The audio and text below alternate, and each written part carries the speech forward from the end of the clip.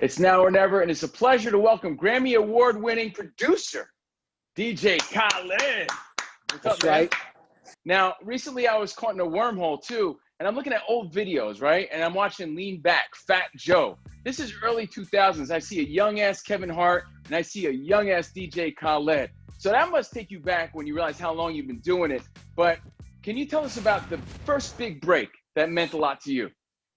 Not to answer your question, which I'm going to, but it's crazy that you brought that up because I just did an interview with Joe on my new podcast that's coming out October 15th on Amazon, and it's called The First One. So it's going back to the question that you're asking me, and for me, my first big break, I would say, on the music side, album side of things, I would say, obviously my first album, but I would say a record called We Taking Over, for me, it changed my life. I knew at that moment that I made it. Right. On the music side, and I knew that I wasn't going to stop from here. You know what I'm saying? Because, I started at an early age, man. I started DJing at, I would say 14, maybe between 12 and 14. I don't remember exact year, but it's between 12 and 14. And I'm thinking more on the 14 side.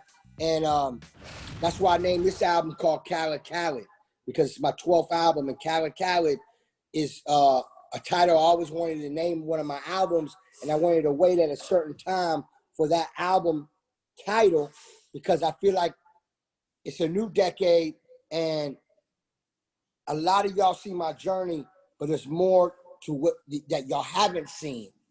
You know what I'm saying? And it's about leveling up and taking it to the next level. So that's where I'm at with it right now. You know what I'm saying?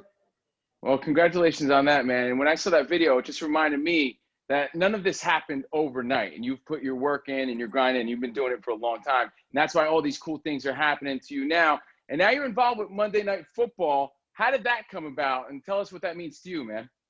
Man, it's exciting, man. First of all, Monday Night Football is huge. You know what I'm saying? And to be able to pick music to play during Monday Night Football, to see them in the promos, as an artist and as a producer and as a music executive, it's always been exciting to hear one of my records that come on Monday Night Football on TV. Yeah. And to be able now to choose other artists and other great, producers and artists, it's amazing because, music and sports always connect, but music always connects with everything. But it's always great to see a promo, especially in football, somebody passing the ball, catching a touchdown, and it's a certain record to bring that energy and that inspiration out. So I'm having fun choosing the songs, you know what I'm saying? And I'm well, you know what? Yeah, tell us about that. What's the selection process? Because this could be a big break for somebody. This could be a song you're feeling now. This could be a song you think goes with the moment. How do you figure that out? Well, I pick actually about 5 songs for each Monday because, there's a lot of process that has to get done before they actually gets picked, meaning as in clearances. The artist got to want it to be on the promo. The artist, there's other writers on there, so it has to go through a certain process. So I always pick about 5 just in case one couldn't make it through the legal side of things. And usually it does. It's usually not a problem because it's an exciting thing. So really just the time, the feeling. I like to pick anthems, you know what I'm saying? And something to connect in some way, like greatness, you know what I'm saying? Something that's going to motivate. And if you think about it, when you hear your favorite song and see your favorite athlete and while they're scoring a touchdown or just before the game starts, it's just exciting. So I try to pick the exciting songs, the exciting anthems that's going to have you like, put your hands up and, just ready for Monday Night Football. Now it's Hispanic Heritage Month. Do you have a special track picked for October 12th that you could share with us? Well, I chose J Balvin, and I sent in to the team about 5 J Balvin songs, and get ready to see which one got picked. You know what I'm saying? And big up the Latinos all over the world. Miami, obviously, we wave the flag heavy out here, and it's exciting, man. So shout out to all the Latinos out there. Any favorite Latino athlete? Name me some. Just name me some. How about Fernando Tatis Jr.? I think he's the most exciting right now. I mean, well, I know a lot of them. You know, I got to big up. I'll probably name one of my friends. Like, you know, he don't play no more, but like, you know, A-Rod, and you know what I'm saying, like, you know, just people that I kick it with. There's too many to name, but I'm just gonna say A-Rod. He don't play no more, but I like, you know, he with J-Lo. He vibing right now. It's my guy, and I always like the way he moved, man. You know, as a family man.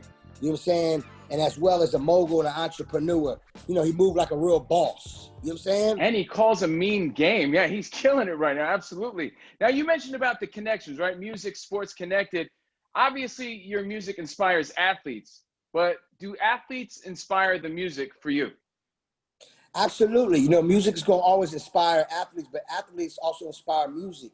You know, look at the song that Drake made called Jumpman. You know what I'm saying? Jumpman is a huge anthem, and that's representing Michael Jordan. Jumpman 23, That's the name of his brand. So all the time, if you hear a lot of our records, we always, you know, praise the greats. From Michael Jordan to King James to D. Wade, you know, to Shaquille O'Neal. The list goes on and on and on. So when we're in the studio, we always put in lines of some of our greatest athletes or some of the greatest moments or accomplishments. Like, you know, the other day, Father of Aside, my album went platinum the other day.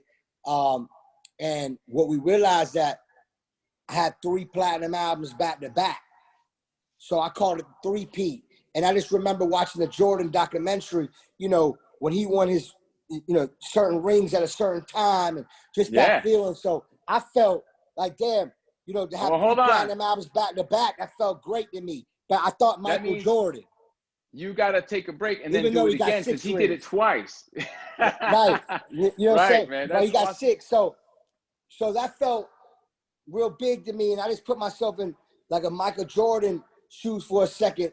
And I said, damn, you know, this is how these rings and these accolades and these accomplishments and these plaques mean. It's more of, it's not about flossing. It's about the work we put in. And with all due respect, it's acknowledged. You know what I'm saying? When I won a Grammy, you know, I always wanted a Grammy, but I won a Grammy so now my kids can say, Daddy won a Grammy. You know what I'm saying? So like, that's the way I look at, because, you know, you give us an award or you don't give us an award. God gives us our awards. You know what I'm saying? But anytime that people can acknowledge your greatness is a beautiful feeling. DJ Khaled, speaking of Miami, let's welcome Miami's own Janelle Marie Rodriguez to the show. What's up, Janelle? What's up? What's going on, Khaled? I love to see a fellow 305er. You know I'm repping Wade County. That's right, Wade County, Wade. That's right. We're going to do something a little special here with you. You know, your signature, Another One, has inspired us to have our own segment called Another One or Not. So I'm going to run through some things. You're going to tell me another one or not. All right, here we go. All right, doing a feature with Drake for Monday Night Football or not? Doing a feature with Drake for Monday Night Football? Well, to answer your question, y'all play Popstar already for Monday Night Football, so I don't know if you consider that. Y'all that song got chosen for Monday Night Football. No, we want another one. It aired already last week. We want another one. Right. All right, well, I'm down, so another one. I just have to talk to Drake. You know, if you've seen the Popstar video, you know I'm going to try. I'm going to call him. I'm going to try. All right, keeping Tua as our Dolphins franchise quarterback or not? Nah, let's keep him. Another one. Another one. All right, last one for you, Khaled. Super Bowl host city, Las Vegas. Is that the ideal place? I'm a Florida boy, so I'm going to say not. You know what I'm saying? I want to keep it in Florida. You know what I'm saying? Like, I'm a Florida boy. You know what I mean? Like, I'm not, like, if I'm going to go because of the football game. I'm not going to gamble and all that stuff. I'm going to go watch the game, but I want to watch it in Florida. That's just my opinion. You know what I'm saying?